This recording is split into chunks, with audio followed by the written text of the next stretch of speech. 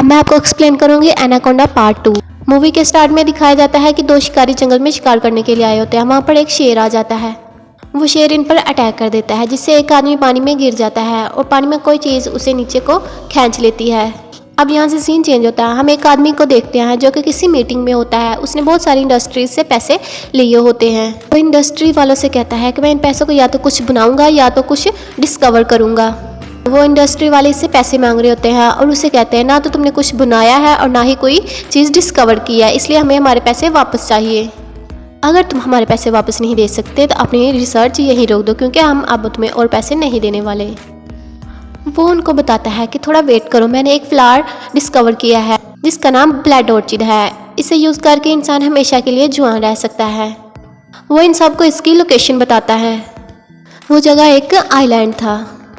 वो सब उस जगह पर पहुंचने के लिए निकल पड़ते हैं। इस रिसर्चर की एक असिस्टेंट थी जिसका नाम सैम था। लोगों को बताया जाता है कि मौसम खराब होने वाला है और बारिश भी आ सकती है। वो असिस्टेंट उन लोगों को बताती है कि हमारी बोट इस काबिल नहीं है कि बारिश में वहां तक जा सके। लड़के बिल से कांटेक्ट करते हैं क्योंकि उसकी बोट बहुत अच्छी थी और वही था जो उन्हें वहां तक लेके जा सकता था। वो लड़का उन्हें वहां तक लेके जाने के बहुत ज़्यादा पैसे मांगता है, लेकिन उस रिसर्चर के पास और कोई ऑप्शन नहीं होता, इसलिए वो उसे पैसे देने के लिए मान जाता है और सब उसकी बोट पर बैठकर रवाना हो जाते हैं। रात होती है तो बारिश का तूफान और बढ़ जाता है। बिल्स परेशान हो जाता है और उस टीम के एक आदमी से कहता है कि इतनी तेज़ बारिश में हम आगे कैसे बढ़ सकते हैं। उस टीम का आदमी उसे कहता है तुम्हें और पैसे चाहिए तो और ले लो, लेकिन अब हम वापस नहीं जा सकते। और बिल्स भी उसकी बात मान लेता है, इसलिए वो आगे बढ़ते हैं। सुबह होती है तो उनकी बोट भी ख़राब होने लग जाती है। वो मूव ही नहीं कर रही होती। चलते चलते वो एक ऐसी जगह पर पहुंच जाते हैं जहाँ से आबशार बह रहा था। अब उनकी बोट पानी से नीचे गिरने वाली थी। आखिर वही हुआ जिसका डर था। उनकी बोट नीचे गिर जाती है। बोट पूरी तरह से टूट चुकी होती है और रिसर्चर का सारा सामान भी टूट चुका होता है। सब लोग किनारे पे आते हैं और बैठ के सोचने लगते हैं कि अब आगे कैसे बढ़ा जाए, लेकिन बिल्स उन्हें कहता है कि आप लोग परेशान ना हो, इस जगह पे मेरा एक दोस्त रहता है, उससे कांटेक्ट करते हैं, क्या पता वो हमें आगे तक पहुंचा दे। वो आदमी उन्हें कहता है कि मैं वहाँ तक लेके जाने के $2000 लूँगा, लेकिन अगर तुम लोगों को वहाँ जाना है तो मैं आप लोगों को 10 घंटों में वहाँ पहुँचा सकता हूँ।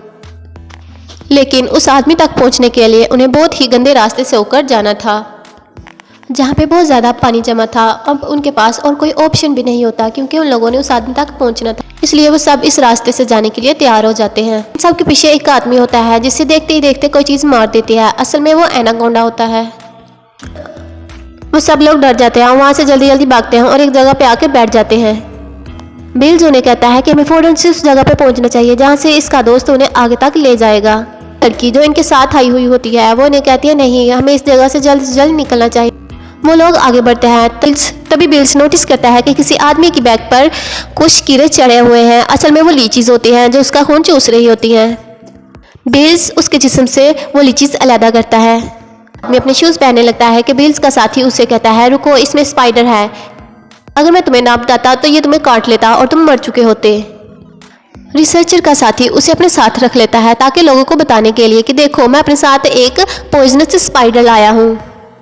अब बिल्स के दोस्त की तरफ दिखाते हैं। वो भी इनकी तरफ अपनी बोट लेकर आ रहा होता है, लेकिन रास्ते में एक बहुत बड़ा एनाकोंडा उस पर अटैक कर देता है और उसे मार देता है और उसकी बोट भी तबाह कर देता है। इस तबाही से उठने वाला धुआं सब लोग देखते हैं और बिल्स समझ जाता है कि वहाँ क्या हुआ है, इसलिए वो सब लोग उसकी तरफ भागते हैं। लेकिन वहाँ जाकर क्या देखते हैं कि बोट तबाह हो चुकी होती है और बिल्स का दोस्त भी मारा जा चुका होता है।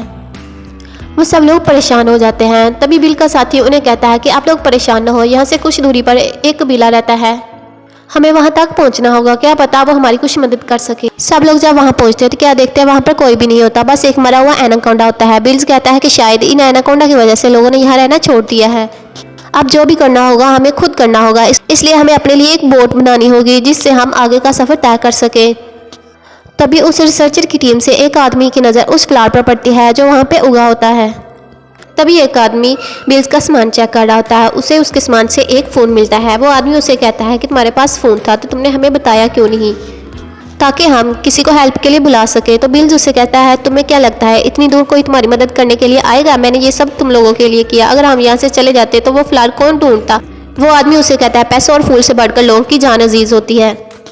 बिल्स को गुस्सा आ जाता है और वो वही स्पाइडर उस रिसर्चर के आदमी पर छोड़ देता है, जिससे वो मर जाता है।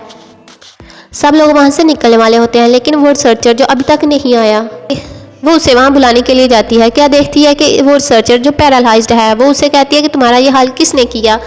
इतनी देर में वहाँ एनाकोंडा आ जाता है और उस रिसर्चर को निगल लेता है और अब वो रिसर्चर मारा जा चुका है। दूसरी तरफ वही लड़का जिसने उस पर स्पाइडर छोड़ा था इन सबको छोड़कर बोर्ड पर बैठकर खुद अकेला ही वहाँ से निकल जाता है। वो सोचता है कि वो खुद ही फ्लावर ढूंढेगा और सारा क्रेडिट खुद ही ले लेगा। सैम उन्हें कहती है कि अब हम दूसरी बोट भी नहीं बना सकते क्योंकि हमारे पास कोई भी सामान नहीं है, इसलिए हमें जंगल के रास्ते से होकर वहाँ तक जाना होगा।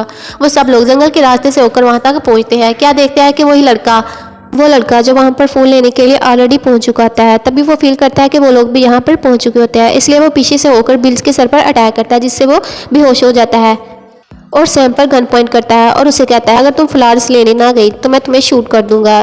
इसलिए मजबूर होकर सैम वो फ्लावर्स तोड़ने चली जाती है। जैसे वो दरख्त पर फ्लावर्स तोड़ ली होती है कि वो दरख्त टूट जाता है। सैम नीचे गिरने ही वाली होती है कि इतनी देर में बिल्स को होश आ जाता है। उस बुरे लड़के को पानी में धक्का दे देता है और उस पानी में बहुत सारे एनाकोंडास होते हैं। वो एनाकोंडास उसे मारने लग जाते हैं।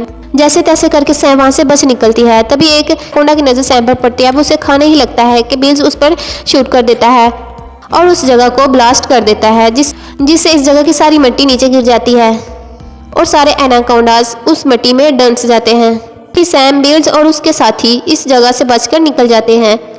तरह हमारी मूवी एनाकोंडा पार्ट 2 का एंड हो जाता है।